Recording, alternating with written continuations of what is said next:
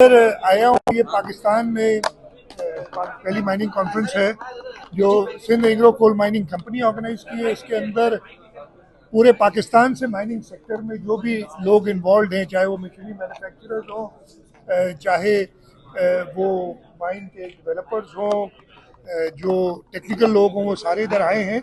और इंशाल्लाह ताला मुझे पूरी उम्मीद है कि जैसे हमने थरपारकर के अंदर माइनिंग लार्ज स्केल माइनिंग में जो कामयाबियाँ हासिल की हैं, इस कॉन्फ्रेंस में वो सारे जो सबक सीखे उधर से वो हम शेयर करेंगे। और मैंने अभी अपनी तकरीर में भी कहा था कि ये सब इसलिए पॉसिबल हुआ था कि हुकूमत सिंध, वहाँ के सारे लोकल्स और वफाकी हुकूमत मिल के उन्होंने इस जो हमारा कोल का पोटेंशियल है उसको यूटिलाइज करने के लिए काम किया। और मेरा मैसेज इधर यही है कि जो थर का मॉडल है उसको पाकिस्तान में हर जगह पे इस्तेमाल करें, लोकल्स को साथ लें ताकि ये कामयाब हो सके। अच्छा शाह साहब, ये बताया गया कि मोहसिन नकवी के पिंडवारा बाग खोलने के बाद पूरे मुल्क में ये बात शुरू हो गई है कि भाई सिंध को तोड़ दो, सिंध के 3-3 सूबे कर दो, 4-4 कर दो, पंजाब के भी कर दो। पीपल्स पार्टी का सिंध के हवाले से कोई मौकफ नहीं आया, जबकि सिंध के लोग कहते हैं कि हमारे लाशों पे सूबे बनेंगे। अरे मेरे भाई, किसी की लाशें गिरने नहीं देंगे, आप इतने जज्बाती ना हो।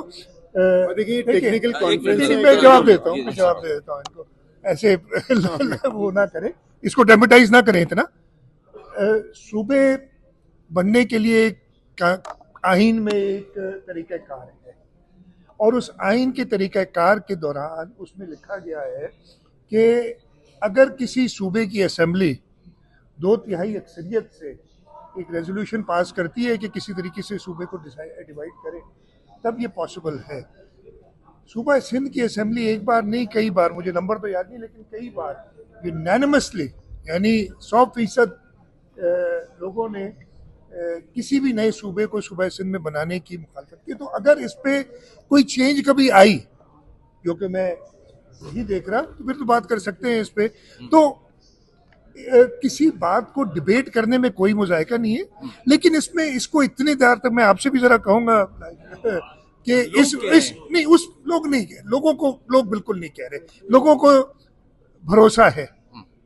आप इसको इतना ड्रामेटाइज ना करें कि लाशें गिर जाएंगी, और ये इंशाल्लाह ताला ऐसी कोई चीज नहीं है।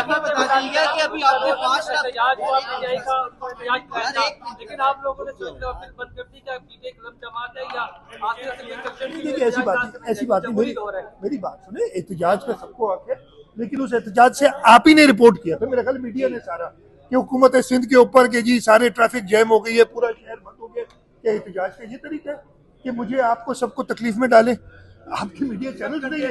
एक सेकंड, अगर आप ऐसी कोशिश करेंगे कि आप ट्रैफिक को ब्लॉक करें तो उसकी जरूर कोई तैयारियां करनी पड़ेगी ना।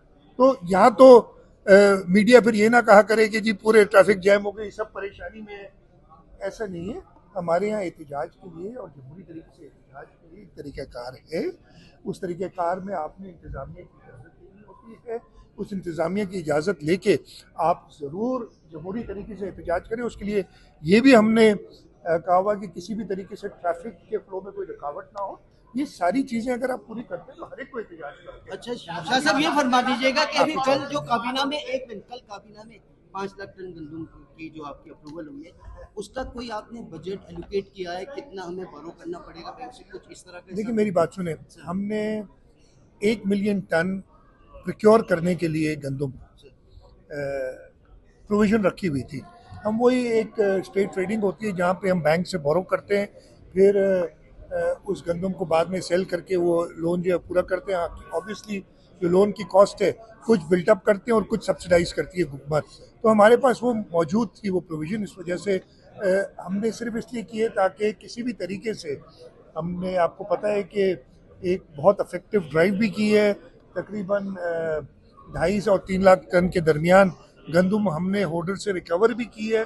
हमें पूरी उम्मीद है कि हम मैनेज कर सकेंगे कि गंदम की प्राइस आटे की प्राइस बढ़े ना। और उसके साथ साथ ये भी हमें इंश्योर करना है कि हम अपने लोकल फार्मर्स को प्रोटेक्शन दें कि ओवर सप्लाई ना हो जाए और अगले साल फिर गंदम के अंदर हमारे फार्मर्स को प्रॉब्लम हो।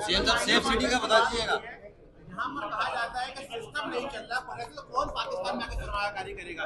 यानी इधर जापान आ रहा है, यूएई आ रहा है, तो जब आपके मुल्क में सबसे बड़ी सीट से मैसेज जाएगा कि पुलिस सिस्टम है, तो कौन सरमायाकारी? यार मैं तो नहीं दे रहा ना, मैं उनसे कहता हूं कि जरा थरपार कर चले जाएं।